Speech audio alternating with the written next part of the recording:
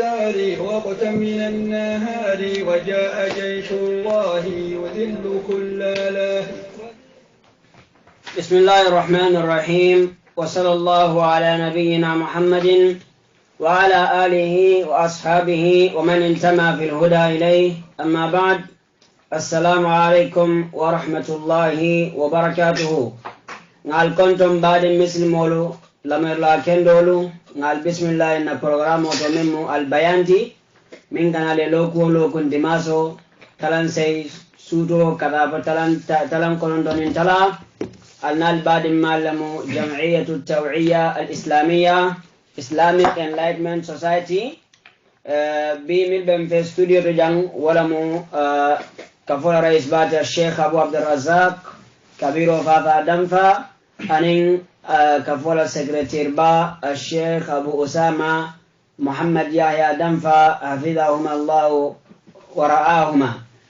بميكروفون دي لا رئيس ولا أسي لمرا كندول كوندون نبرغامو. بسم الله الرحمن الرحيم. الحمد لله والصلاة والسلام على رسول الله وعلى آله وصحابته ومن اهتدى بهداه واستنى بسنته إلى يوم الدين. أما بعد، السلام عليكم ورحمة الله وبركاته. بعدين مسلمول بعد لمرلال بموبي كونتنا مسلمي كونتن ديرولا وكولا ببي كونتنا إتول عني كونتنول بموبي بسم الله النوالاتو من كان لديماس وديماس هيلتو بريديوتو كابو تلنسي كتا تلن كونتونين تلا. مرحبا بارك باك رئيس زماكو فنودي الشيخ ابو اسامه لابراسي لمرا كندول بسم الله نبرغامو. أعوذ بالله من الشيطان الرجيم. بسم الله الرحمن الرحيم. الحمد لله والصلاة والسلام على رسول الله وعلى آله وصحبه ومن والاه.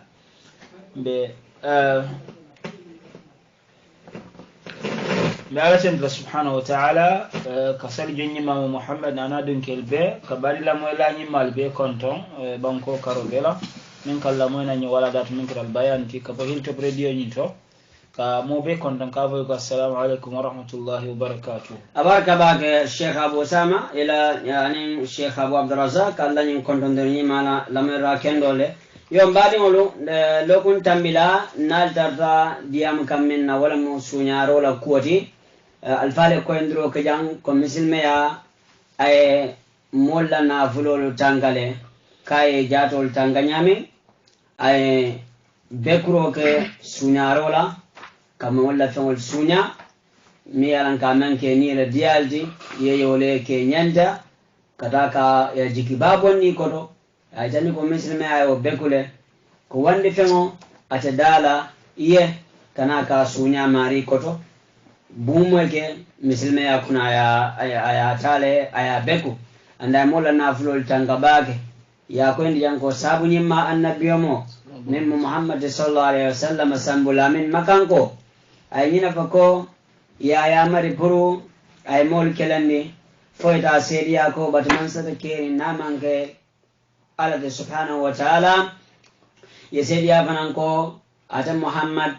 ala la jongola mati ala kilariya mola mati yesalolondi yejakodi yesungoke yehijoke nin ya korosoro ya jaraken ya soto akoni oke nin misilmi ala tunku lulolu niyake ila yelobe tankalamma anila nafulolu fa misilmi ala hako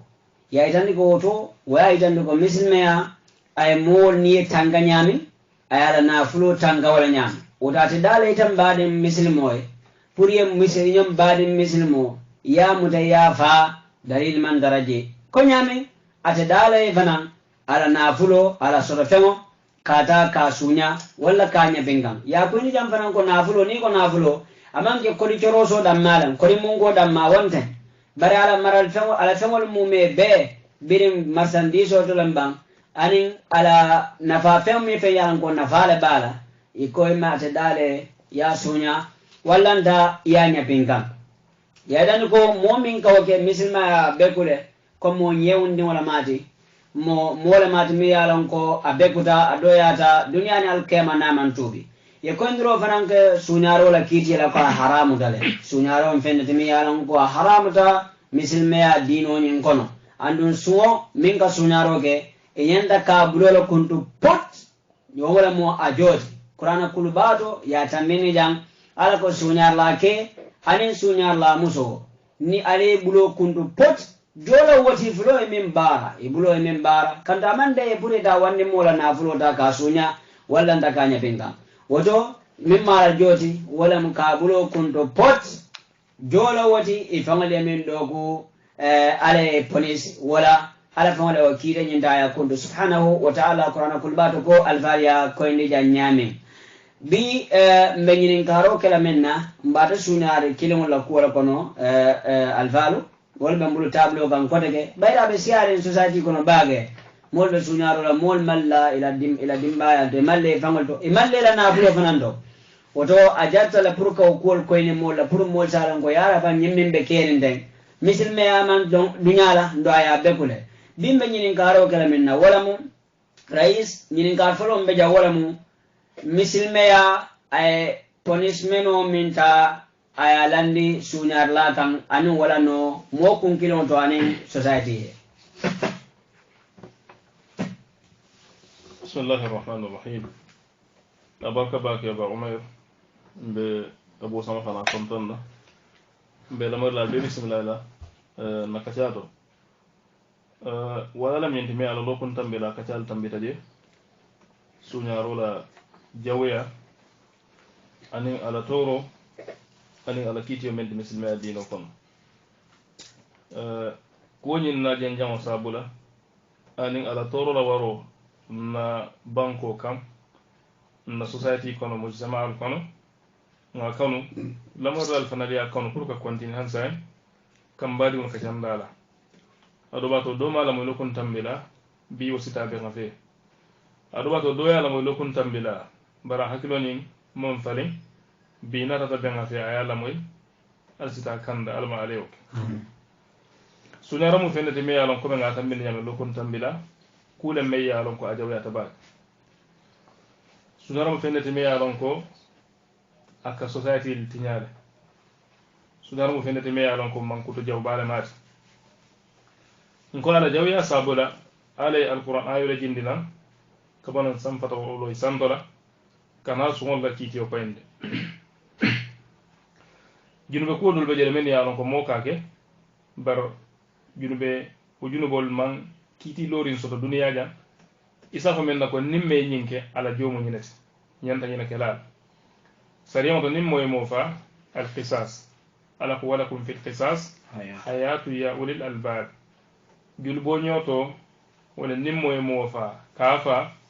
balwol baali o tatul hakil mal kisaso mo de nimmo e mo fa ya fa kisaso do mo inte nimmo e mo barama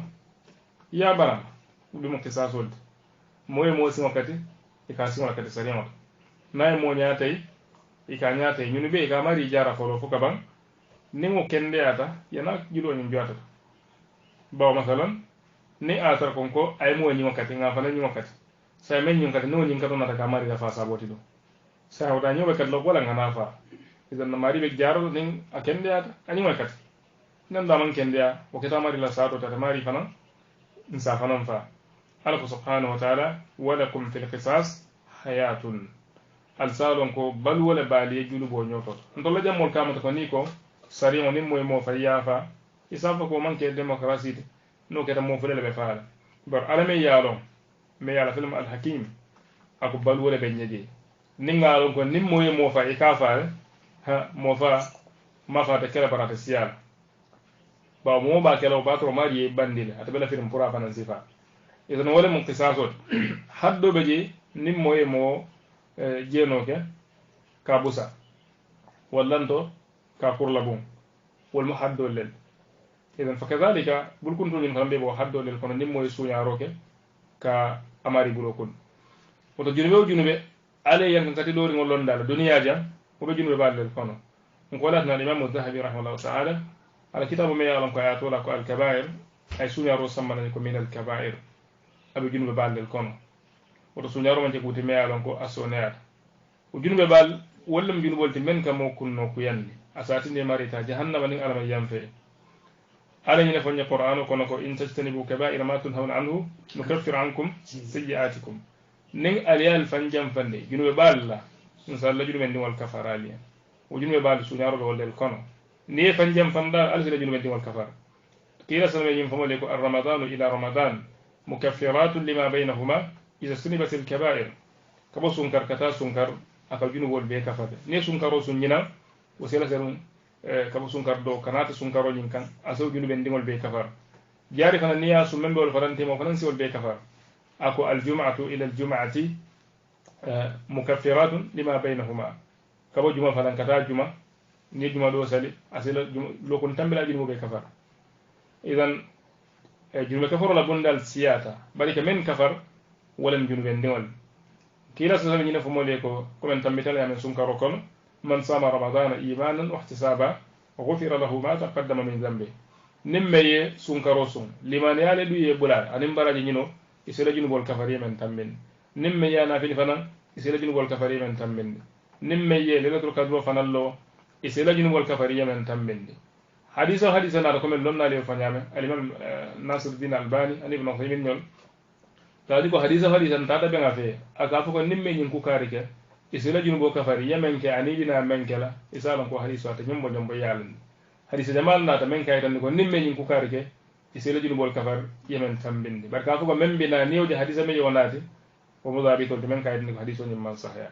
kila sa sallam nden moti me yalon ko ala kay ko liya gafira laka allahu ma taqaddama min zambika wa ma ta'akhkhara ñin kanko ala sela junubo kafar yemen mbeke ani ɗina men kela sulta mena en denkirata ɗo mayre wona ñinti ko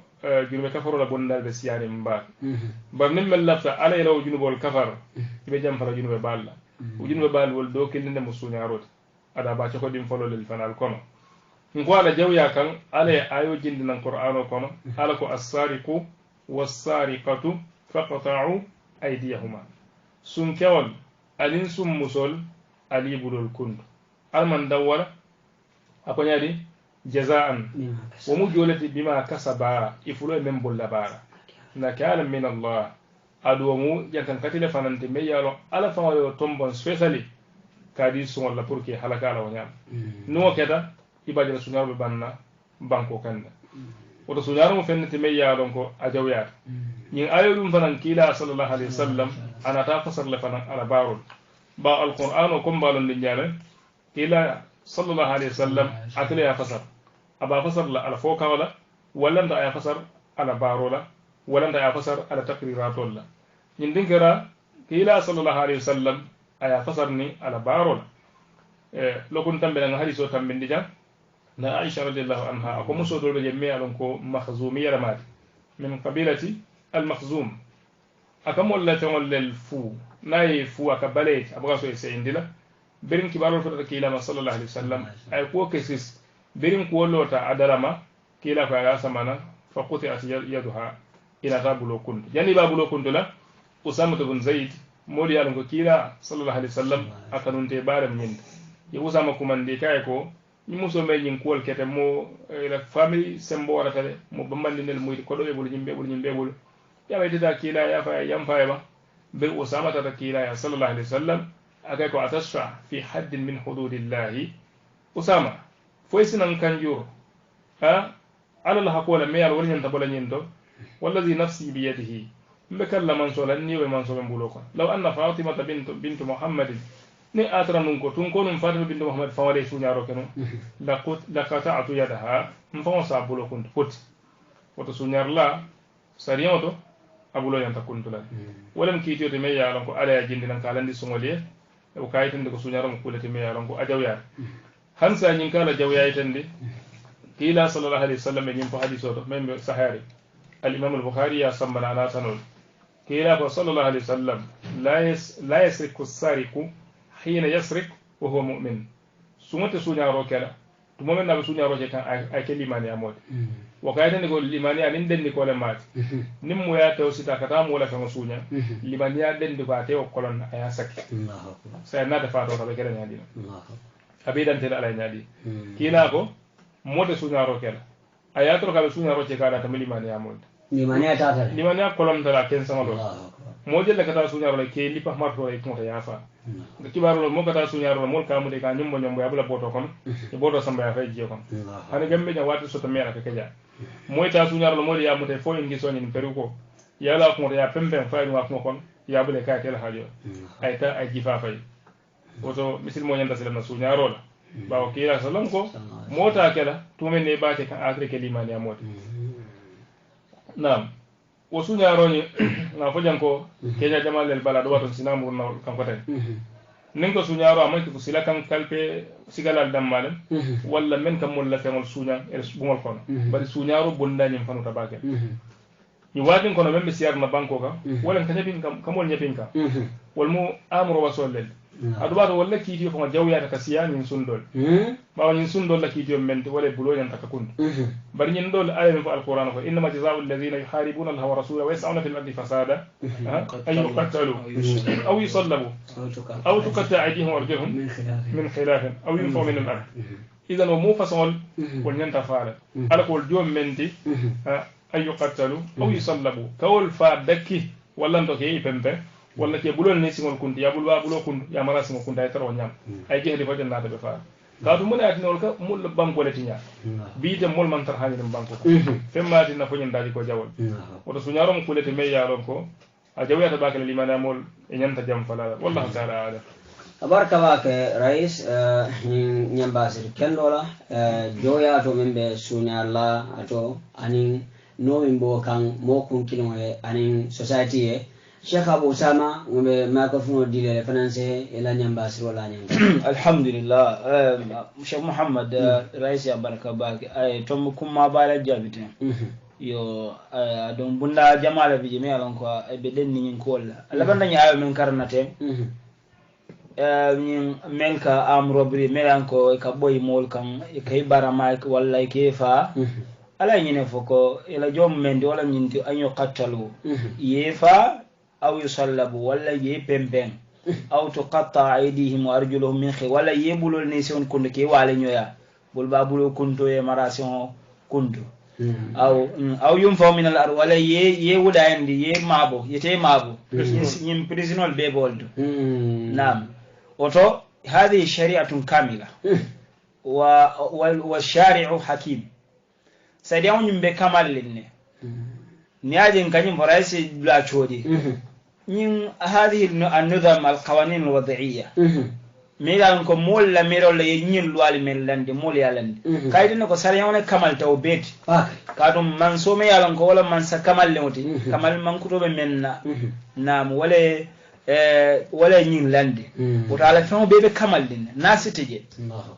نعم ناسي من ترى سريعون لاندي كول تو بيتي مدار ابيني مصالح لم يالان كو aka anafa kamuru jonle na wallanto mafasidol lebe fatandir kol me anko akamu abe jon torala ino dun nata ka maslaha le nati jonye ka mafsada nyoriye kenya be nyam wala yasabu ala nyimbuso la wal kunna nam nyim fananke anyo nyoke da annabe mula jamanu molle nata dom e be kuranding anata jiadin kirato ko al sinyinga sinyinke itol nata boy ita nata ta ni beyan kantala be beyan kandola nata ta boy wakam ya nyalu so ya mul de nyandi jawki ya inata ya fafana sai bin kibaro fata annabi moma ay sahibol fannin kel blate no inokam itate nyam inate fana nyin jornyu ya inata nyin keten yani ke yemin kele yo kela ka saso ga kela nam nim fana nyin ayo kola biri nyin robbery nyi wala nyin boyin kamen ka keten ka boyin mo kanin joram nam biri ala yo ayo bandong ay sun yaro na kala yalon ka kata mo wala mabo to ka fer to ka kodo fer to bondije nam bira nyin dol la jofo nam anata bula son fanna karola to bando askeno wota kala bon ka bar molla mabo to ka mol fer to nyakandi ke nyante ka fo suuto la fatiri wulo mba nam fo mol be akala mata fo mo mata kala mata mba kata ka mol la hizzo kono ka feon ka mol la feon taje wala tan ala nyimbu solandi afana kunna wodo sariyauna da burkan dol protect nimba famri ala kiti o kiti dolla dahala bi bari la moy la si faham momen ka ni ka foyde sharia don Allah stan ni ko moy ko sharia do akijo be ka kijo ka fara la adri muslim Allahu akbar muslim ga bayda sharia ite kijo ke fara malon fo molle ka moyri ya mulunde yandi nyako jawolle ka mulunde nyani nyako to bari han salo mo shari'al albar ko kuete ka ke shari'a la mati abeba shari'a ko no bari ni ko do shari'a on dron ku kilin dron bulu kunto fara Allah alama alaka muslimolu mfahamundi non na dino la fahamu nya sayaro woto sunyaro ka bulo kuntu raisi afo janne nyimbul kondo kaje hakiltundi amange ko abe momo bulle de moyena nde Muhammad Yahya Damfa moyen sunya don ko ngabo ko sariyan ko ngamba sariyan taman na ngabulo kuntu hani yo abul keno nyam abul ko hani non do bina kala yandati al fawda sariyan ni hakimo la ka taman mi alon ko maral lalamati kan babulu sulta babulu sembo ba wala ka wakitiyol tamande yon to laje ka fa niamu de sasa ballu wato nyimba na moldi na do sariyan bankola ate kala ko no moya ke don ite na do yabulo kunde ba sambala saren kiti bundal do ya fam ina kata silol la fo ya kito nyin tamfi nam abole na mahani faro gafa ko udol nyibiye wol nyanda falal wol fana hakimo la kak amanga ko momo ta kenola nin ko mbakela o nyama o fana mu mafsada dolati fana mu mafsada me alan ko silan abina kala abi jawa ala bak walatinna wo bul kundol be kaydani la ko amanga ko ibe somo dala ya bulo kuntude hanne ngata sare bankola mu kontro nyanda kala dami wodin kira be jele bara ala kito mo woldi ka bulo kuntu nam nin atara fota nyinto kate fa anyanta ka fale because society kono posinol mati jaba tolle wona mati atanyanda bolan kono nyinawe jabo jindira wala maslahati wala human right ni mo tara fa fota nyinto ko ate mu society kono amu tretlete wala mu silandala mati atala balu on kono asi sabu non dewni tinya asi sabu no na bali woni tinya sabu no tinyaro lo banko kala ala taro banko kata maslana la sayin kate bondi banko nyaka wala nyanta wo mu human right leti Allah akbar wala human right abaraka wa usama o misalo kam tako ika moja be tamara jato be kendere wati gili ko courant ala yamuta diabetes la bal diabetes ni ninga sufa me mota be tinyaka ikaje ko nimma nyin kuntu ay boje balo nyi bebe na tinyaka isaje salo sufa nyin kuntu ya gondije amanje bayan kan katikan ba kunin kan ka balo to manyo fana kana tinyaka ngamare bo ila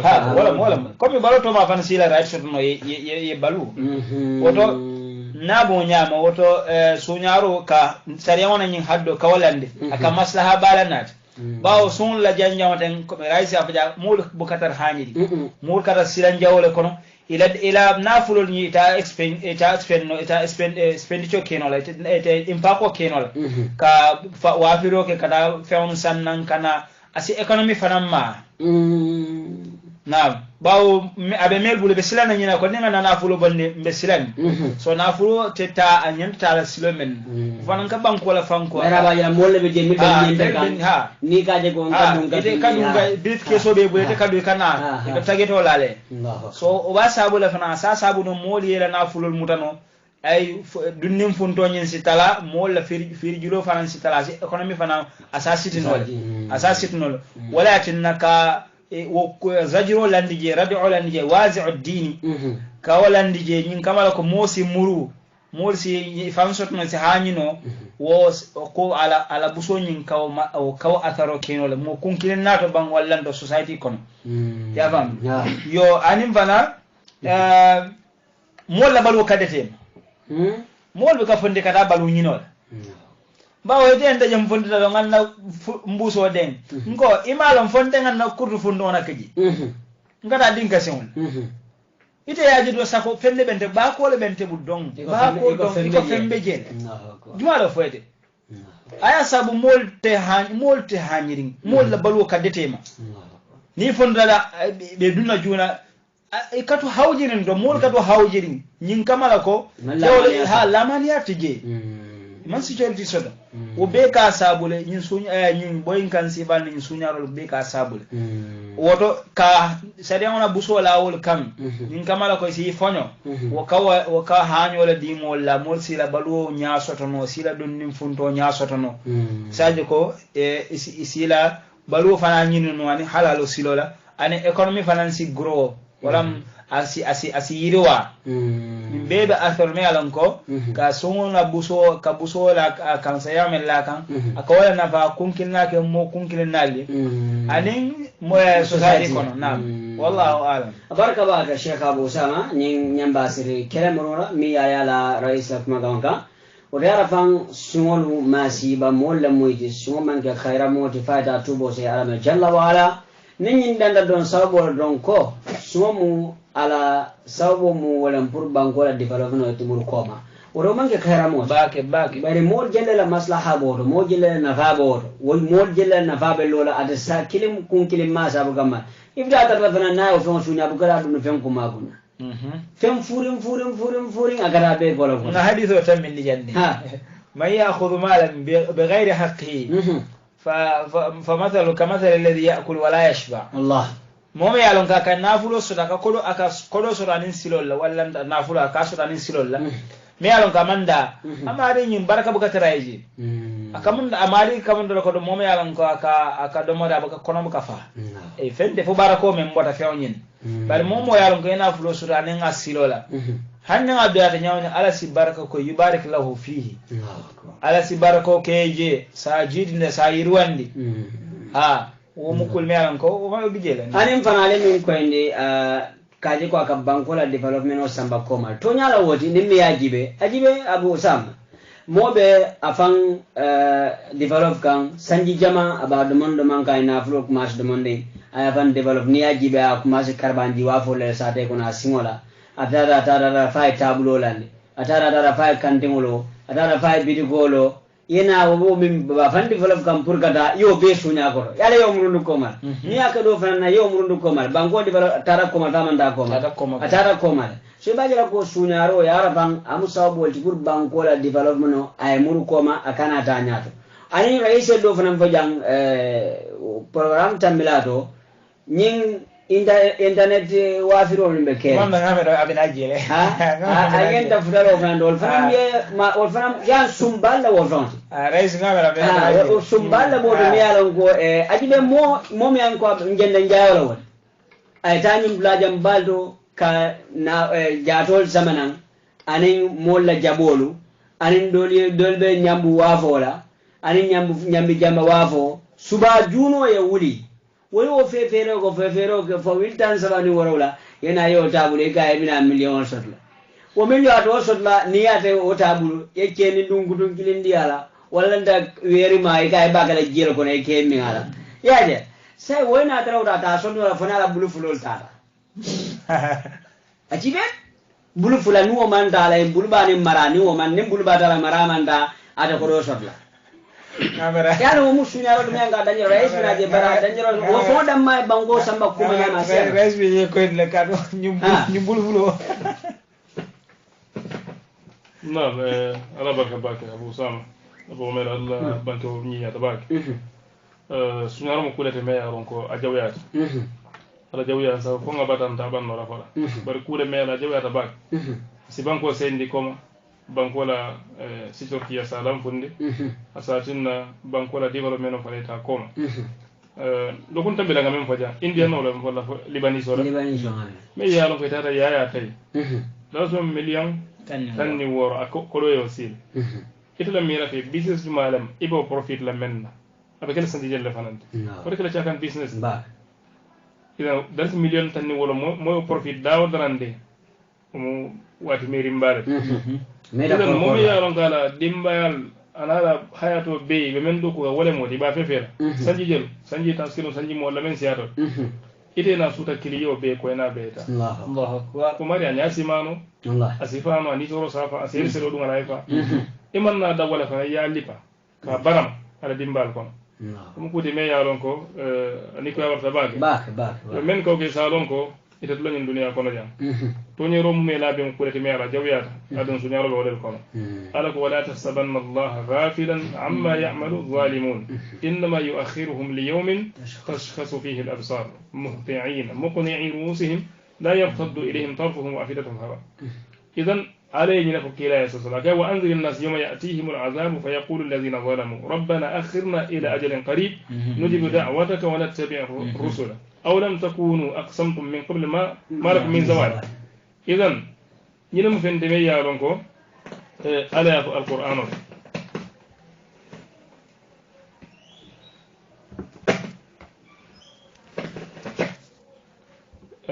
مول سهل تباغي تونيرو لا adun suñaro mo toñerol a warama baret isalon kon tetlañen duniya kono jam ala ko kiilaya sallallahu alaihi wasallam wala tahsabanna allaha ghafilan amma ya'malu zalimun ita kiilawo enilamantola nimmol be alkana miral feren ko ala ɓe ñinare mollale men beñim bara jawol kikam banko kan isalon ko ala babe kam tarinne bari men mo kuwalti innama yuakhiruhum li yawmin taskhatu fihi al absar ala ke lañim be kafum ka fuye ñokanne fo ɗum wala ɗum me yalon ko ñalɓe feetela mote ñakkatinola wolon kija korona ɓe mo bol ɗum men na molɓe molɓe wofule ɓe kiɗiɗa iɓe kumo ɓe tekari iɓe ke ñal fon kati sonnomoɓe ɓe silande ala kon kañum kafum ka fuye wala ñama bawo ala sokkilal moɗo ɓe nataɓe ala sokol a yake kiren kumankal a yake fole kumankal ata kamata ko ma bandal kesona ñinafo molle ko ida raayta allaha yu'ti al abda ala masiyatin ma yuhibbu fa innama huwa istidrajun ثم أبواب كل شيء حتى إذا فرحوا بما أوتوا أخذناهم بغتة فإذا هم مبلسون إذا يبني من بيك كان كريمنال يسألونك على من جنار الله سبحانه وتعالى إنه من يأتي ربه مجرما فإن له جهنم إذا موما يا الله كيف تقول على مجرم ما يبندي ما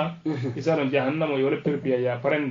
يولد بكوي تيتين تدون ولا كون أما علم بك جهنم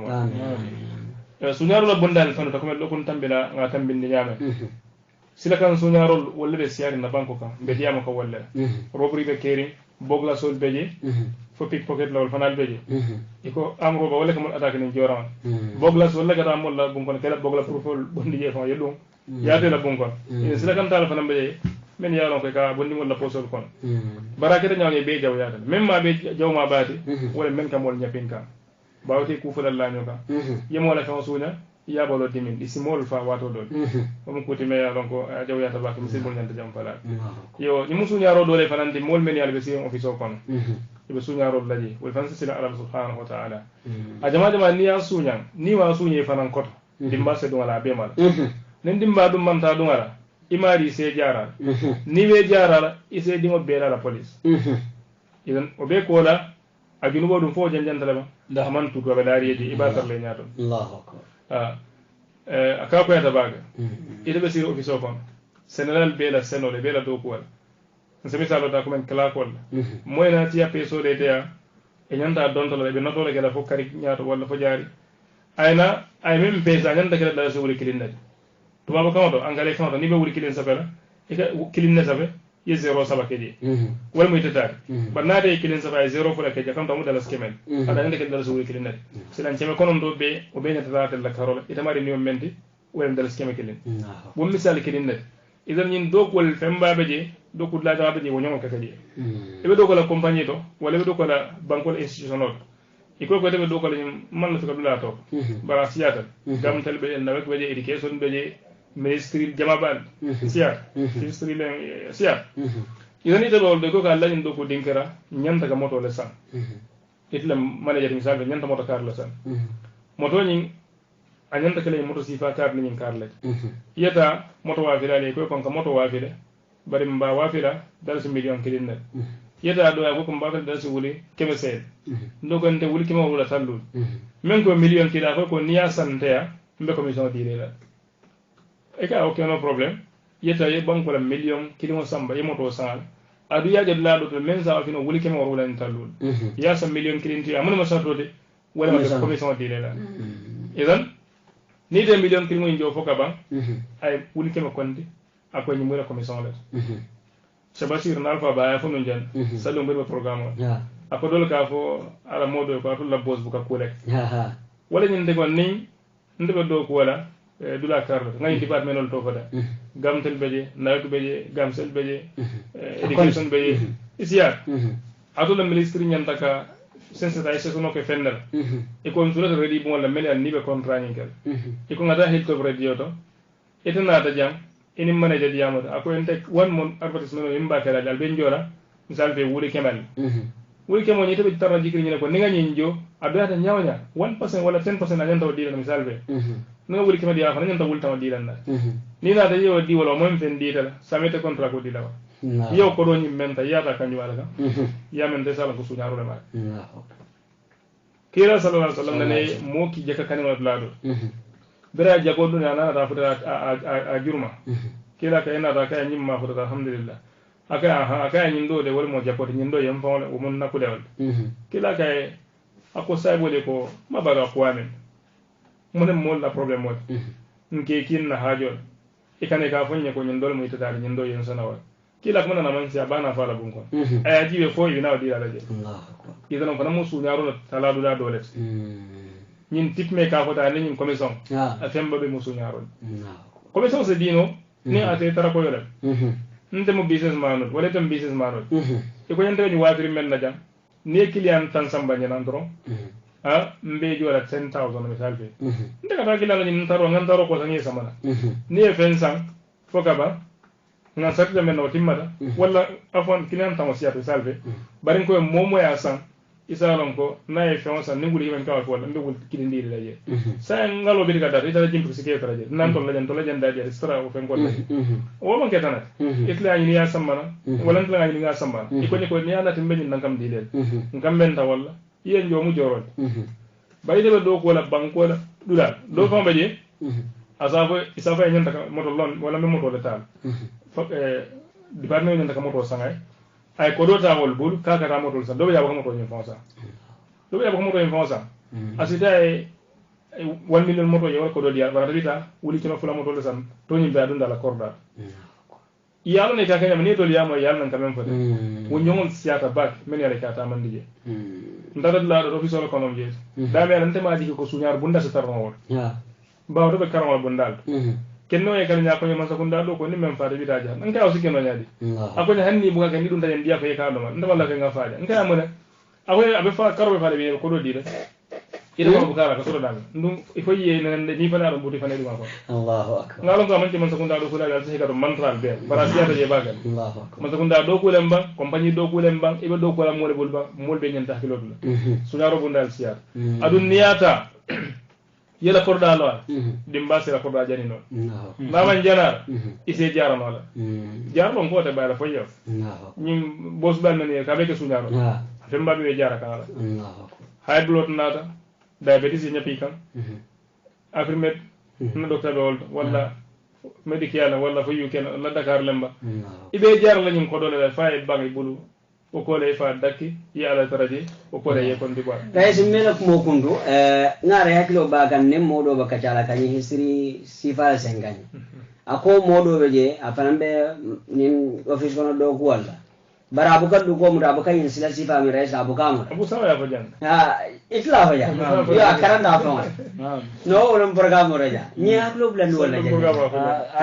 na sama program sai fa afu bangamo naam ala baraka bake rais kamen foden yin hadith wala yafo annabi rais yafo janne kullu naam annabi mo wangar sallallahu alaihi wasallam ko balajato ne alon ko subo nga abaluta haramole ni mala hawla mata o kono fandalde ha fandal Allahu akbar o kono fandalde naam wodom nyinti ko ala simari jarabi naam ngamen fo jannu wala nyinti ko nko mole bi me alon ka be do ko wala do ko bundalo otumo nyim mas janni nyin ngamen mas ko nda folo iko atatanu abuka ala do ko nyanga sobe ata je baka abukala fi nyin duko ko wala adu femba bula man ke ko man fen so yu bari dole na da duko silo isandala nam komi ka ayo ke fenne ay fenne ke o mari nyin na da ka ji ko nyin kamala ay nyinya men ke nyim fanas nyin kay akay ko mbe fanyanda do ko wala ngaba ka de wala da diara kay tan dal ko ndema ke o kamma ko ibena ke ibena ndela dukula wala sifal ma yo kam yo iko keɓañi men kañum saɗa ko monatina ko fo ko ala wulula tatanu a gaɗañin tiya peesol lele ten sandol beyen bari anata nafulo so ay kordal soto yaye anata dewnu soto añim mo kenne oñim boole kono ay kordal ni motol soto bari keɓañin ala baluwo laɓan la courant nata la kan aye jara wo nafulol ñin nayi bee motol be wa fita je kordal be wa fita je soto feŋo be dunda tela jaralo kunna kata jaral fo nafulo banda tak o kola nata fa wallah yo ngamira diŋoñi keɓañi min ka sara koñi ko woyo karan woyo min karan wo keñañi alhaalo men jiɓe wayatina manna lafi kote ke alabaluwo kono wo kuusi falula nam o be mo ñin siloda be mo ata ñin suñal ma sote halal non sama abarka baake ay samanya sibari man ta'aba bi ghayri mu'min mo kesari wadi wala me yaron ko ikawandite tanol me ye tanol so de manya na sonna wayso nan nabi mako sallallahu alaihi wasallam la yuldagul mu'min fi juhi marratayn liman yamode bundlo manya ne bunna dinkara kilo to sinya ko idan won si karam mo la men yaron ko wallel tol kibirta wasila adu lawto kibiroyin sunta men no walem haram kodot wa haram kodon yin tro ko afol be wolle kono mo tafale be wolle kono ba ika faymol 419 abu kadaba ya moy dawda ala babale banna du ben janna be fa akodon yin bugada idan mol men yaron ko be siro ko sol kono be suñaro la je sila alanya mol men yaron ko banko be la tela je marande ofisol malul am dum fente me yaron ko lokon tambe nga faja a jawyata bagal yedda palaso de ko batungan tariya taatu man sakunda ka falin janin de borje faransenna kordalo faransi kordasa fodol ka odol ki ngam bamba ka mo malo kulpe kala Allah mo kuti me yalon ko adewata baak yo ko ale damen to malon se burunje wala mo sunaro la bonda do baje même ka ko online business online marketing atta suiko sabaki idan ko na be jeni na banko ka jamba sunaro la bonda do le fana mod ningo fodo sa fo ko wafiro leke ndela nga tam bindi jamam me mili dan tan ko bando ko ni be wafiro le mo bura ta client nyini ina kam men ko ne client sama nam be nyin nan kam le dide woten kasi sim sarala mo te me aro ko data wonni nyun la nyin tan kilin nyim business ni na folo wafirla ni fo de ka baga so de tra jurmay number 1 fil ghalib fa ne ka tabal al tradi hanyim bunda ni be ne ba tari hit of radio station ni won tradi ready bi ba tari datu le tabal tampurinje ta jimpex be futaje ta wes biti ko liye jibe ibata safarinje adun jamaaje wa liye tabraje do iben nomba kare wal kamen wati ibadon nan be contact sol jeraje te da nyim bonda be mona tarlaje ibu kala mo ne be katara haydina mabore lidum daje je kanal musu kanal trajo mari nyoka même fon kede sammalan je fon bo ka fo te yamoy o ka fo nga business wala so ni kay mo na fele bar ngatan na bosi ya ko laadol ni fo de ka tele le fon yele ko yela moy tele wal ba fele tele so diamu mon so wata kele bo ka fahamno isita do ya fa ne ka tan ni bo ka moy yebo de so ndo bo ka moy ado ba to ni na ta fisa ndinge isina fende fahamuje business o ni musu nya rol mo se jam fa Hong Kong ñol ma ko yela di wol kata wala esi banko dana ko fonna Gambia ja même bala fawta be ko be ngata bende jame ikatam ba malel no jende jaawol monsieur ba la patato sena kola wala ke kana le do ya sena patato moda sama banta ya wuri aya sama marso da ya wati anala ko do be sera kambande wa bende wala sunku den din mer hana man kew fanso aka fa mero business bentol bulu ni dun daje lokko be dara se woltan nim fen soto nola ya igara ya dun business o kon ay dun je lokum amam fen lokum pour amam fen kari ki amam fen sanji ki amam fen bar janna siyete ma fen fana jaraji abonata kasara plana bulo kara bulol mam fa mbangoy moje me yaron ko ndol fa sudena mo ba mo karande la tija mo sole mat na ter ma do beje ala no mo nyo la mo lel mat ala ko dun je adim kay kana dun ja dun taje kari jel ala karam do fa wi na tinya rabu so ndaw so man dale ke ku yeta loje fen taje simi wafi ku de simen ni dare ko bi da mo dañi nana aka ko yeta ba yo mol ka dun je nyaame a business on ko ni na de fudata e ka fa ñu business to mer online business atasiko ashabaki aywa ni fudata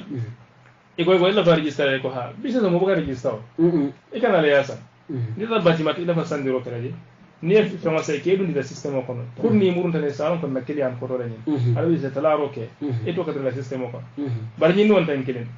ni ni fura se faylo landi e ko fe ba register la ha e to man na kan san adi men fen fanan tare bo yela ko do di la foka ba dal si wultan sabo gambe da so to ko lamba ani warawla ci kan ka pelo ni bire so na foti do boy telen na e bo ge jo fen na fo ken ko lan do man wala do ko ci e ba wultan so la do sanjimal o pel fayon abi mela foy wultan saba nim fen so iman ta ko ya bala do sa ya business iman ta kana dan tol sa yiwa ciari simbo be tan jeman tawsa e kata di kambande wol ne sun ko den no le ga bi office ko ne be sire e ka fo ko be register ni register e to sabe e ko isani e be bulu fulalla ila wultan saba nin dulo ko la wala wultan saba nin sey ya kabate lawo siga ya dila e ko teta nyin de kamot walla e keno ya e ko ke jiro ko ka ko ke jiro ko walla ko nyin keno ta ya de kamot aha kamone jaar e ko nyin mobile men ka diamo kele kan gurande hani microphone men ka diamo kele ka kuro la ke jatol ko e ko ni kan ka badalen ke jiko ne ke mi wala wala be jato kende iya mo de na ta ko sa e ko sa ndo e ko bita mon la nyin na wala yeta wultan saba nin fente bulu nyame ifanam bita modu la nyinde na wal fanan ta ta wala ngane de am ko abu ma ko na nga business wala soto tenin te ngataje na bosia bosi fata apoy sai ibanin kere bulbal yeta sa fe bulbal nga bu sama fanan sambe yo kam mara sai mo saba nda wultan saba nin sai wala wultan saba nin dul ida wultan saba nin sai abu sama fana wonyo ngobe dun nim boka fen so ka batalo nin keno awante ko sani ken wala ko ko ke bare ne ken kunta ne fen ko ha na han sande da fen soto iko ninga mo woro sot wotem bolen te na commission de soto o mo woro mba sot la nyaadi e fam bulu bala mo saba marala mo saba pour nyin kan koy kana keno kar ninga mo samba ninga ita saba ita abu sama saba abu sama mo samba no beter la marala misal be han we mo wulina saba ko te bulu bala marala ha sa bulu bala ni mara tembe wala ko yete bina ko do soto no mo na business so si famu ibuka fam idan yinam kam wala ko do damo باتروا يا أيها الذين آمنوا لا تأكلوا أموالكم بينكم بالباطل إلا أن تكون تجارة هل كان مولا نافل دون باتروا إذا كان مولا نافل دون من باتروا لك أدنو من بيكونو يموتو بالسا نيسا رسابو كو برين تبنين دادلا مفوار مالا مبلن نبلن برسان نموتو لنن كورد إبا موتو لنن كورد أبورن دلال با مولا كورد إتك ولو سوني كتوا أكو موتو لنن كورد ورو سونيارو لبندال إبسياري مباك بانكو كان memol hakil tun da men yala kay sugaro fi jam faal mol men kataje hada badi ngom men yefi sande be yangot wala moy hakilo isalon ko na fulo ko soto feya kon ci kanam fula be ñoworum kay ñobbu sa foy ñoni wakat walle pelo fa birin so manda fa wala walle ta karandro elo si wala birin so manda fa tili bulo walle ta wafiro le tinyam maso ko be wurla de tilo ye jan ko do ka soto ni sifa alle bari momo ka fa ko do samba namba wa file ma ko dolla ifone hanni manda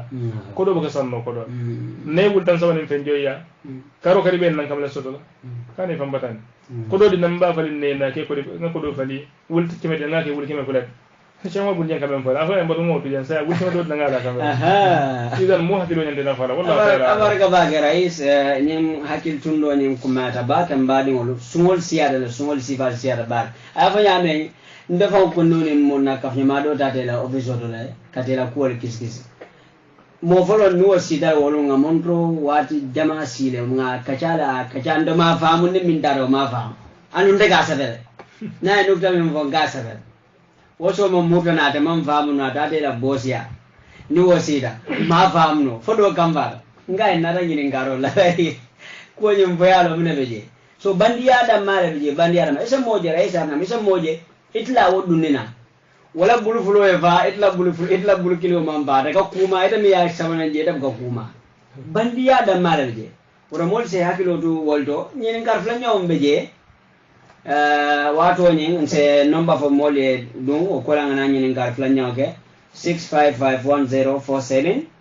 2111047 9111047 6551047 2111047 9111047 alla programme waram al bayan nemin lafta keda dunje kan so hakilo la nin kala faro kaje ñinin karom be wala la faj ñam basro kala nda da bo sama ha nim basro be je ko mal be ñim fo gande wala wallahi suñaro ma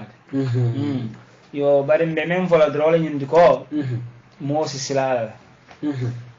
inin ala tiyamo sama sinin ay ayotan min di janne ala man dara fileri lad istidrajo la mo itemare ni anu ala ko fa aminu makra Allah fala ya'manu makra Allah illa alqawmul khasirun na mo bukatara hanyi ala dabarola itemari wala ala nyafuro ibe ala so ku baro kan iba miralen ko ala ta fenkelantela ala huwa al-amnu min makrillah ifo yalan ko men ke kambe haramole ke kan ibe molla nafuru sunyala ani ni silawo silale ni membe fojam sawoni kata boy molle kambam walla kamol fele ban walla to ko kanyin online business wala ke kamol la nafuru sotoji anin nyin nyonene kan gararo ni laibo kan den abe mu fen me yalan ko mari nyanda silala alala nyafurola ay ni men foten dol bije wallahi dol bije isayanya ni afo ka kaw ko ya Allahu akbar dol bije sayanya ni mosi fal bije sayanya ibika ko saya ibika lonno Allahu akbar dol bije dal simuta foye ta foye fa dol bije wallahi dol bije al hala jawo ki muta fam dol bije abama dol bije ka fanu la siti Allahu akbar Allahu akbar nam ibika senaya la yatahharun Allahu akbar wallahi Allahu akbar ka fa kurfol bi ko dum Allahu akbar fano la sit labanya be jola labon nya ka jawya annum mosi hakilutu bake khawatim al a'mal bar labanya nyimma namol fam ka doy ka fu alaman sola labanya nyimma bare moma yalan ko te kanyinke wallahi kana mira labanya nyimma la ninga tar bi sharri man tubi andum tubo nyim bana ibe mo wala nafulo ye suñaro men ke Gambia ibe ta dawada yakje mo wala suñaro samin ata kele be sile ka ko astaghfirullah mari ala yamba mangabula suñaro ngabula han mo wala hakolode bawo min shurutu tauba idha kanat mu'allaqan bil ghayr la budda min hallihi abu sama kila sallallahu alaihi wasallam ayo sallallahu alaihi wasallam hadithu do me yalo ko imam al-bukhari ya fintin كلا صلى الله عليه وسلم من كانت عنده مظلمة لأخيه من عرضه أو شيء فليحلله منه اليوم من قبل ألا يكون دينار ولا درهم إن كان له عمل صالح أخذ منه بقدر مظلمته وإن لم يكن له حسنات أخذ من سيئات صاحبه فحمل عليه kila ko nimmo mo yalon ko molla julu bela akita toner lati bang akita ko yela naful le sunyam bang isa kata ka birimbi dunya kono jam yeta wal mari nyoy ay ko boyindi haka boyindi men fanam mo ni ato ya tonye foyeta yasina dal kon tan ngi tonye wayata ko tubirim ko da bara ko de ko bingeram baylo sunya so manda ngana nga hako to nyoy dal dunya ta mayisi ngo ngali ko nya haka to ni ma haka to dol ka fam member la fam muskoro asura yo muskoro sa ngabulu nga fa haka boyndi una ci haka boyndi idan fo yetu be ko men ke ka yenni misa yalon ko nun ton nele nyin kala bari misa talal nar kari an ka ko sankari lam wayro men ne finta la bunko ngat na family mol kam fata nyuko ngata donat line assalamu alaikum jampara diol de man dembali wala account la hello Waalaikum salam be moy kan jampara dira wala account la ayanya mu kuma ya tabare abaraka radio account la de mandi iyo ma to dira ma jahila abaraka ayanya mu kuma ya batal yo ete mena so dai samim faje be ani ko bela cheni sai ana mai na kira wonyam ala baraka amin abaraka baka abaraka yo ni la fi dad na program do 6551047 2111047 9111047 ala program al bayan naam ko ni atara ko yemo wala fenta foyeta ka ko indara ko sankari ila fenkari men na filta Allah sobon ndala ngata isa ko tunye namari sonda ay hako tuyi abanda ninda ko yeba jolal iyajo abanda lonna ko fani atar ko sarti ita mari munun sumbalet imom bela kan sunye ta be sendi non ito ko be lan no dafa inni mi sata ye fanse ame kumbota toba na suha ado ba do jikobe je ko ala siyam pano bar même mo aslo de wala men na fonte nyante sendi la yala wulta men te nyanta sendi la Allahu akbar ya bo mer sunyaro sifa do fanam beji me ala fanam beji nyande na bankol kambak adu menu kake fanam mo bankol na do kula ila ter ye marande e katara silol kan kata moto walla kaytol jibeela an drive lo nyawal suñaro siyato bunda fanan to baak adon men kataji abe mo suñaro ila tele ko ko tan tan mar la banko la ni taydi sifal yen ndamota siloka atembul nin iyam patanye isi yam faman niyam moda yen samba kitiyo wala no luwat o fulana nyanta kala bari isi fota la ya tara motol yello men ziyana moto tandim fende ta jandi mon to militan sama han kilita tar laje beta amambula firira amanta kiti nasita banko office tara min do posol kon iko ne mon katara lorol men yaaro ko ninti do candidate la musol sinan dawal kare bulje e kata mi mon la posol kon adum momo kamoto borin walle mo tamata nyin silol ka mbere ka cda o na baade men yaali fanal bo kenya nyen abram suñar waldi suñar baale fanam fam wot Allahu akbar kalde suñar mo sap ko nyapin ko fam watu do moy bu dem wato dul fam ike ñol la foye fota la damiar ko kuri kana kana no do to yala askira yimuta men na be mul wal baraye ñor la faye fota la damiar te fam ite kana no do be la no assalamu alaykum assalamu alaykum وعليكم السلام ورحمة الله وبركاته بسم الله البيان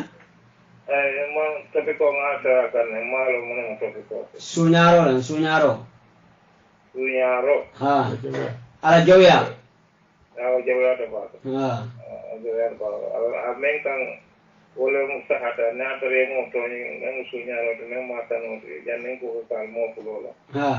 ala nyo bolo sai wala membe ne ala tema o sahare na wala membe ndamang tema wala ko la abarak okay sunyaro ku jawbalo mo jiki pinyala ma de wallahi yo adu yake nyanta mulla de ya mari bolo sai kama to ko kama ya tabaraka raisi ko suñar wal min ka wasifa ke suñaro lo fanande no mo mo suñar bale fanande bawo suñar mi mata nyapin kam mala yin fo mo le dum bankola pala subo le tamandika yelo mol nyaato iko bi fonni nyin nan kameji ado bato kun yen kirimba so duwasi jomen bi fonna jija asiya bata do kudala kono me ya ko ka ta jomen na karo akale fi ko so tilo ko bankola la jama be men yalla be do ko laje la do be hande me to ba woto lon ka ko ni mo do ko la do ika motol soto ka bunjamal len do aman ke radio idan moye fema fenta aman ke radio idan mina businna ye fema fenta busundan da anda man ke la karifa jot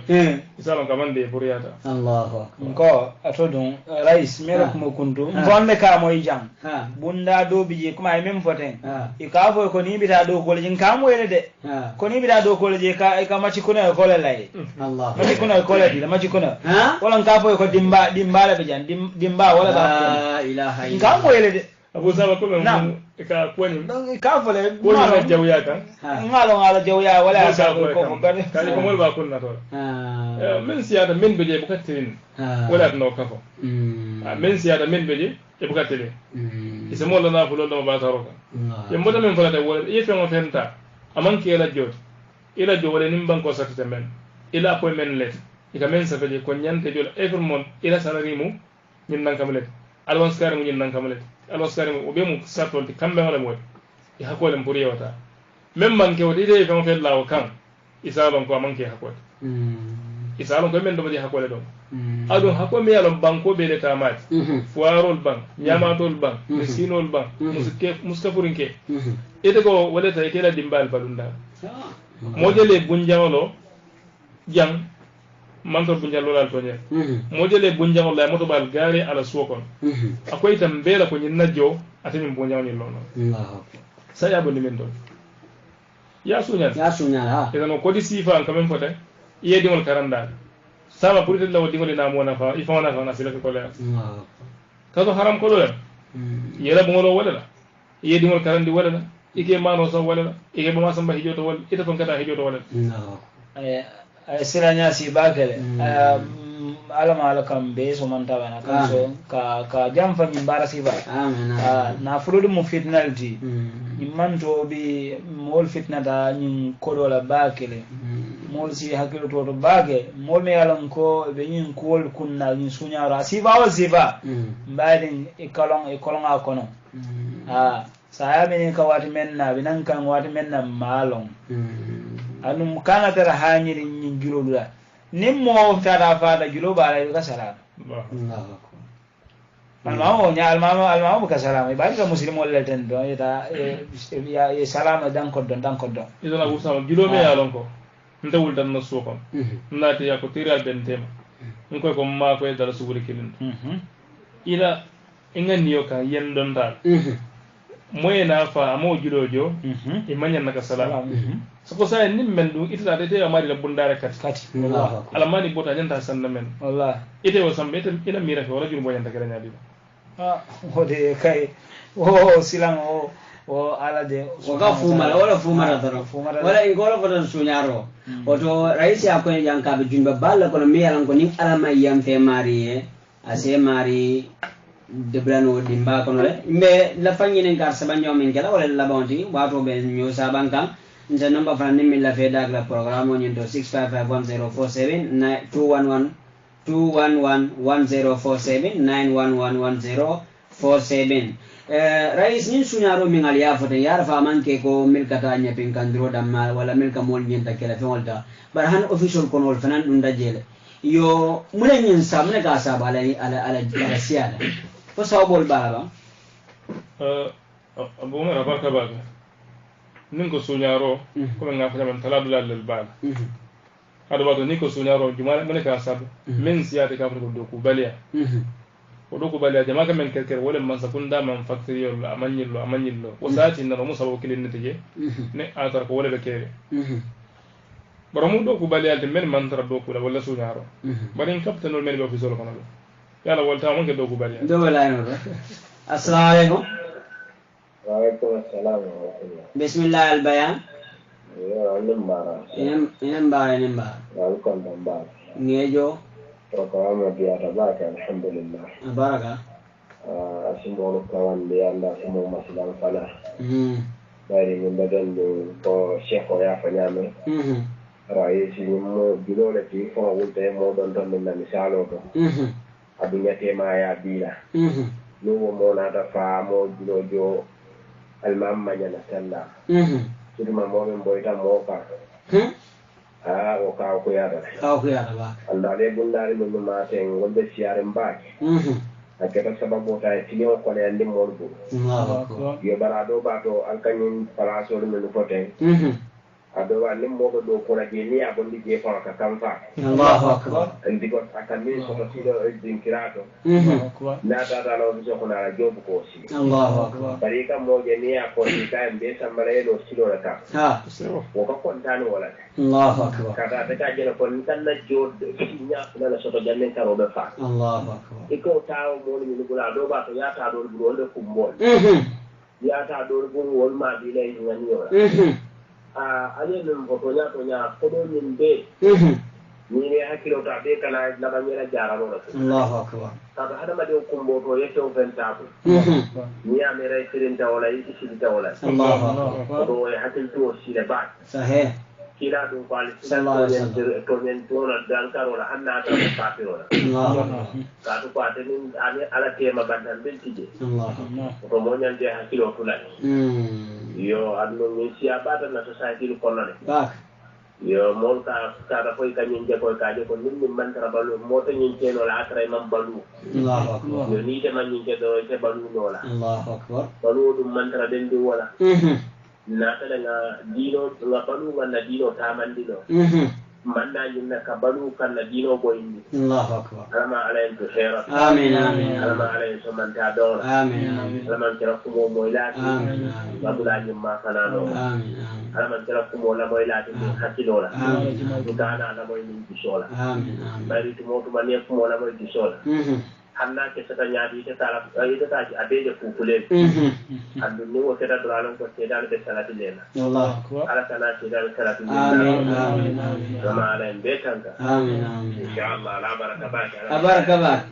barka bake mbali ila diamo nyenga beti ata kilam na bake kumata bake barka bake ako nyame wala ko mbota men foka yen sila kan dola do kulal yen ta firotu la bake même foto ay da se wala kan ibata la bi abe diale te fe ba ko do men bata kunta dama buka falewu ila muso ba tuja akoy de la ko ila joni ko damanta ita tuja no par ni metier ko ibe jarala ni me jarala dimba se dunga ndimba ngon dunga e dingo ni moto se ak zay faji na mom faji ya karam dala atata pala soto idan mol men ya rebo baro ni se jamfa mana barako la ka banko do sunyaro bunda fanu ba tan ta ban no la fola dinkra men fana la ka apply je aka apply je jiyo la ka apply kuran ka apply je ba do ko le fan ka apply je ba sunyar bal go fana ha ndere te apply ñoo nen da bare jan do ka be dun nan te bayi deme man tambon parce que kari woro sila ila sama nyimmanna Allahu akbar man ba ite banko din ta banko de ndenga apply do ko ndeta dun tan nabun ko ite si kari wore baba tunna mando nimmo monata waya apply fella ka yota dun do fana apply fella ka yota dun ite ta tuka o min galaga o gara min dole ko ta foto le kon Allahu akbar o ta foto le kon Allah idan kan sitila sumol ila sunaro le siyata bak min sila kan sumol Allahu akbar men ke kan sitika sunyaro ha wala la sunyaro siyata bake ka siyan sila kan sumol ba wala ka bonjangol lo bari momoy bunjangolo sunyar kodol momoy bunjangolo duku kodol momoy bunjangolo tapale kodol fo wanna en kodol ibe jaralal jandi be faala ata bala diabetes be mutal ata bala high blood be mutal heart attack fa no me iclair ima wati kina ay fini se boje ini dolle bet la ñor fo jandi be jarala do ni fata dak idi wala ñoo sawa ko do ñun kun jannim fotti de so idin kini mo to ta poliro busa siloka abol nan kulo fot ibe to do jama ko do ñum be halaka be kasara ita fa de fota alama ibe kon di bola lakiri be jene la dimba kila ko sallallahu alaihi wasallam hadithu do meya ka sahaya aku wattaqi da'wat al-mazlum fa innahu laysa bainaha wa bain Allah hijab asasilan tonye moraddan karola ko mbadi mabata men foka ani ala de mabariya taje bantam bil taje na ko ala ka fa ngamoy hanno jannin jaadna bari mbere ni duwa ya jiro jiro Allah aba jabira tabay yo keso ko man zalama kayda shibrin min al-ardi طبق ولا توقه من 7 أرضين يوم القيامة نمي مولا بانكو وفرنسيا كان كو بروبليمول أمام بانكوت بقى بانو الكارو كان سبب كان كلمة مولول كلا صلى الله عليه وسلم نمي مولا بانكوتا بول سبرا كلمة كونتون لا كرا كبو دنيا بانكو فتو تجا كذا فو بانكو فتو ولو داون إبه ولا تعالى يا بولي تكاون banko ni aga 50 kilo banko yaade kama e ko ngabore janni mano yerete tamo idan banko fata kili mo siyara sen kebe dul tamo Allahu akbar fo banko fata woro wala wala yesita ando ni mo shibir kili mo fande shibir kili mo ndiray fama balu mi yalan go 25 by 25 ya ni ama duni ika fa men sambano bari men kuliyade de fa yalla wo yesito bala sa way de batla loro yesita tamo Allahu akbar mo be killa fuka sigar salote ika fo de ko ye kala 40 by 40 yo men sunya ni dola 100 by 100 mondo li yemmen sunya molla kenoto ni ala nyoka ba fonson sata aussi tambira abe sted aussi Allahu akbar sted mo ole ole sunya ta dum bire keno afi mo tamma mo lulo be fot lulo la keno 20 by 20 lul mo sted ndingola modo du wole men goldo ka mi yemo fo nyeme alo wota o tambita nana wala iko nya sele keno tarajan ay mo sambana na badin sarakulo le alo burito la mo abuka tamari ka hadu kena ko afa bari mon golde de age samana yello de wandi keno ko ko ni mu 20 ni mu 25 asi iko ni nene la bulo fayla ku buka dem iba fa gala ko say wuli hani man jama na wulta lul na fa kay to do ko na banda ngana to ni fa yikeno wa famari e wulta ay wulta lu mu te bulay tasi men ka fa nya ko ni ngay ta ka kay hey ku du ta nya ka ban Allahu akbar apa ndo wala apa nya sama police fake cortera wanda mal ako jani lo ko ba jara soba jannu lo ko fole ba ngala nyon ke do ako nya ka fa ni kudu tan nya ka ban la ilaha illallah ba sele nya sibake anyon be ntol nya ko do na baadi ma do nam fanni ma ay korda so dinkira do to jam comme ka kodo so ani haramu silo la sen wala munyinti ya fam ateka ya saw ke ba sawni ya nyorni mpama la fon kata ni wati bada kata jibe sai fon la bon keno fon afitante dol man dol afitante ma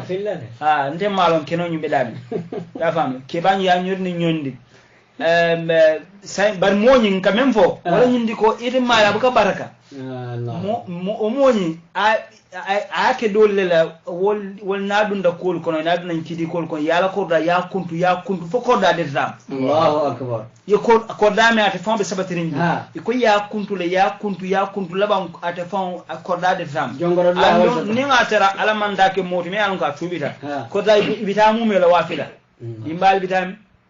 bente fo ni molla julome yalon ka katanin silome yalon ka man sahaya ka sunya amma ko ate man fa folo ko do barako ala na fulo barako be banda way silanya si bakele mo nyanda silala bakele nyanda silala bakele kana tan hamirin ko ni atar ko ni mo be ke ta fam ka ba wala nyam yo soneta do mande duniya jang officer abbalu ka nabe do mo rotita baralum ke la ke rekorda ko wala boy allah akbar jahannama visa e ko wala samponya usmul haqo baka boy kila ko sallallahu alaihi wasallam yughfar كل شيء يغفر للشهيد كل شيء إلا الدين سيد فريمة يا رب فهذا جهاد كلا أفادا ألقوا جهادي ولا تحسبن الذين قتلوا في سبيل الله بل هم أحياء عند ربهم يرزقون على فهو كثر إنجو منو شيء كول كلا كول فيهم بيك كفر الذين بول برنامج كجلود الله أكبر من جلوا بك كفر سين تنارودو الله أكبر أنا فنجنتو أبي عمل مخصوص لهم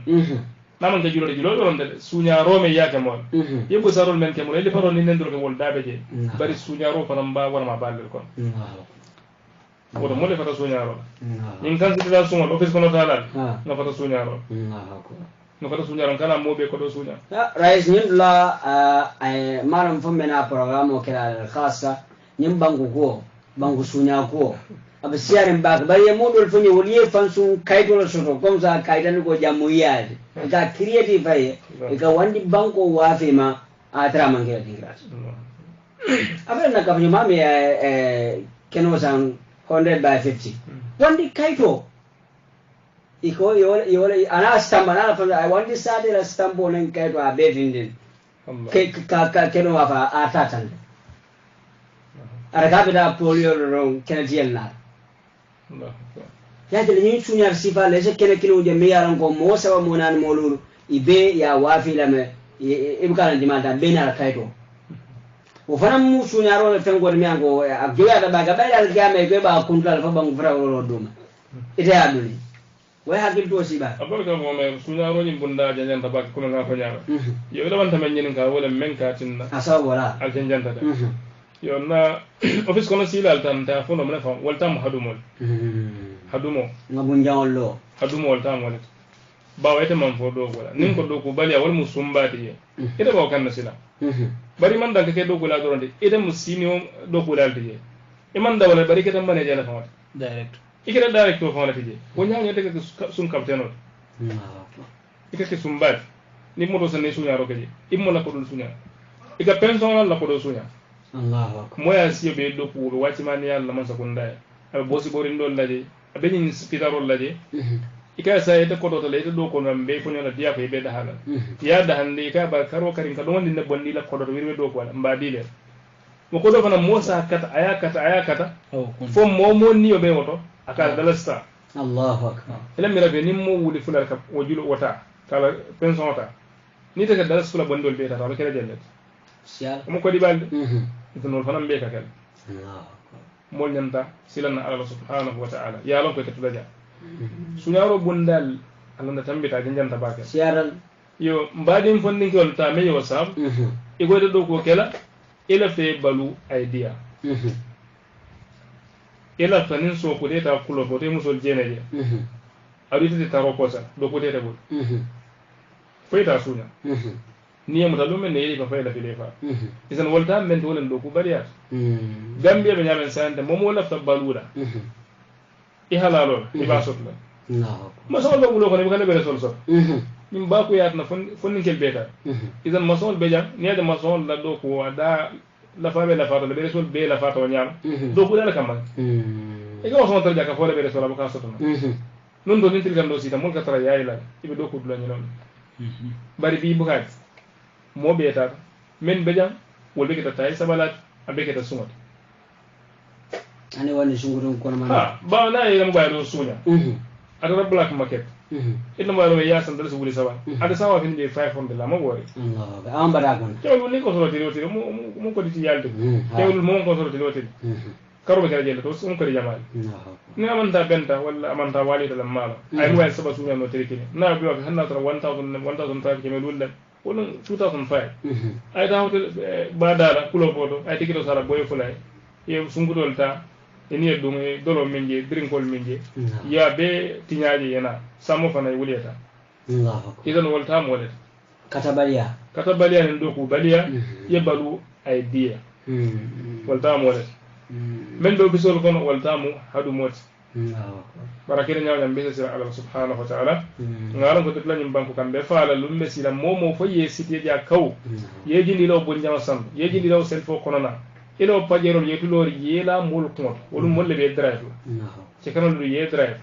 ye sama banko kono ntada bare la do sama kono ni sanka kawandole musawat e ka fere kafa del mawti موعظة saya kalian takake moy kawandi ba wolon kawandi tabal musole bantana america wala fo jaman wala america ndula fulan kelina na baadi malam ala muso bera bande muso nyim bon nan ya sambana dada baade ñin joso nañu kabur baade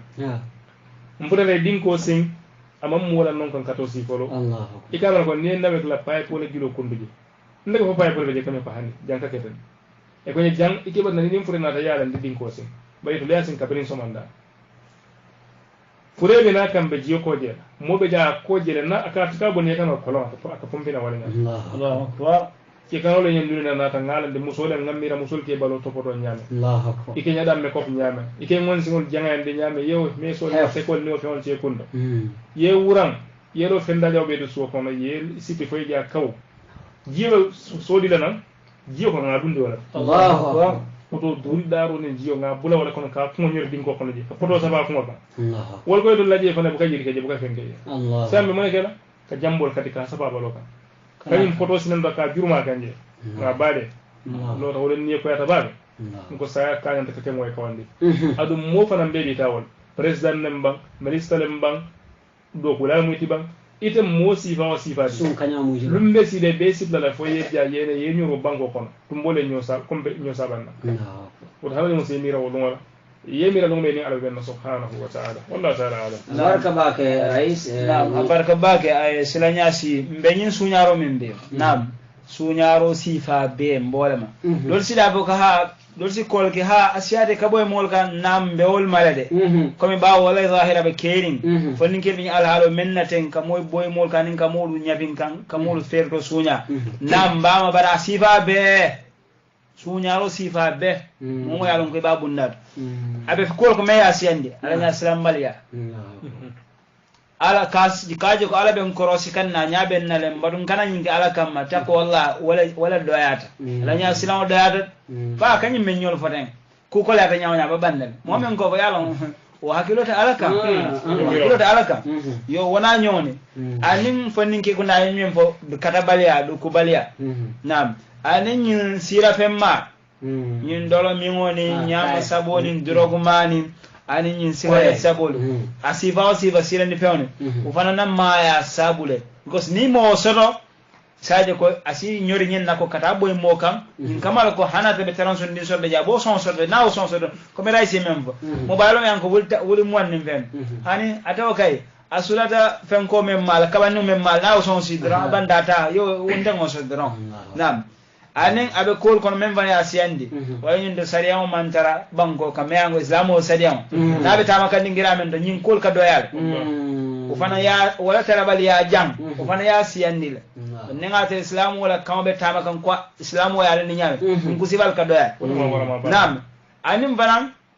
tarbiya islamiyya la kan ala doya ko islamu wala kuluro din faninkel karbin din ko na kada fo faninkel islamu wala tarbiya wo doyar mbakel walan kuluro kam dinni on kulwani muslimiya daji kolla kay tan ni la ko akata tarola haramu man betia sama si alqiyama bi jira alabi konti bulo tarbiya sifa tarbiya ruhiya wa fana doya tabagi anni abe sawbal ko lon ñindi ko naata si jori fanna bunda lamfuta ñun kol fana ka siyale do fo jihatul amn ni si jori fana lamfuta do ñun kol ka siya bakel anin abe warama bal kono wala ñindi ko kortela la dabulo sumul fe mo me yalon ko be ñim moriya do ko le ka tafol da suniye be nombol dilele be safol dilele gol fana dabe ñin suñaro la siya ba dibindir lam wallandu imma ni tara ko mubasharatan ko ni da be nyina fayla don ni nyum fayda be tara sinol la ya famle wallanto nin akerin kola ita sembe walla ka boy ko nyin kis malla fa ta dawada ake kis hani ake kitiyoti jojo na molbe sinin jojo wata nyaaka jinol laji office kono sungol la ko gaba na malla ke kese ta na kan sidila sungol la ko gaba moy suñaro ke o sungol ñinu wol yaje dawada lon ko mobabul bun ko office kono sungol yeje dawada mobe wol bun ko men ka to le yalon ko wala ka men ka ngalunde khalwal e wala halwa ngalunde halwa be halwa wali halwa wol ce kanyeje asbe ko wala projet ko nyilla fa sen kala okay scamming Allah so ibn ajala ko nyim korte morol fanan dabulo wa wata nyim mo be anko kasunya ka gawti ka ko gurbote nyim mo si valla ka terebo nombolle ka de ata nyim safe balle be bulul melke mo yibe ni safe balle be bulul ka anin nyim nombo balle nyim funtu wulem balten anin nyim bor mun ko ten wol fana la taro fe nyin kamala ko si o ko saman no ay sunya rosiendi o do nyul be mo fende me anko nyin ka banko samba komal annum belafring na banko e develop yo bal development on na bunda na silolo wala tan nan ka ko on sidiamo diamo ka siya barin sa kanyi ngakol yi mel yango nyande kala ngawol ke no fonni ngel sulandi ko le melan ko asike asimuru na fa faun ka anila wulal ni la banko nam وهذا وصلى الله على نبينا محمد بارك الله ان مازنجي قبل تشودي كو واتو نيم بانتale woto mbadi ngolu e fele ko indiro ken jan sunyarola anala nonul mebe ko adunda findita mimma beda kondomin de haramun harakat a haram yatare andu yen kan katibale fana mbeje ya fayni tan ko min ka sabu ala nya islam baliya sarion la lo baliya banko kan banko mol buga kiti sarion la anin morol fanan ka miliyaran ko ka sungol ma ko dibindirangol to anin balandangol to ko ni e sebu fangata dunnela anin ka jani ko kuluru baliya kamo kulu misilme ala kulurola anin katabaliya wala rais banko dol beje wolu ka foningeje tab palado babul kas burundo baga ay barara balo ndi ata wafola akabalu wol nyimbe katabaliya ala ndur ko songa kato taymu banda me adiamo kundu nyi kusus nyer lalde ñi lala joka si habidi office kondo hulat ko sare tiyola ta sare tiyola kususo kañori molbe jola 25 20 tilo kono wol dol killing adoyata nyawne kemeluli ko boyndi adoyata nyawne nasiara ka wulki non boyndi Allahu akbar yo ni ofon dol fonni ngele jang Allahu subhanahu wa ta'ala kata bali alan doron odon be sakara walman salamanda dongola kanjerni to nyala kan harja ka blanuma wato banda radio kom wato to bannon tanyen modu wata kayele don wato wara ka fano almale embe jende to nyala kan harja ka blanuma hada wa sallallahu ala nabina muhammad wa alihi wasallam annal badi malam jami'atu tawiya al-islamiyya islamic enlightenment society kana ka koindiro ke misilme yala kiti la nyim platform urjam ba fara assalamu alaikum wa rahmatullahi wa barakatuh. Hit.fm 104.7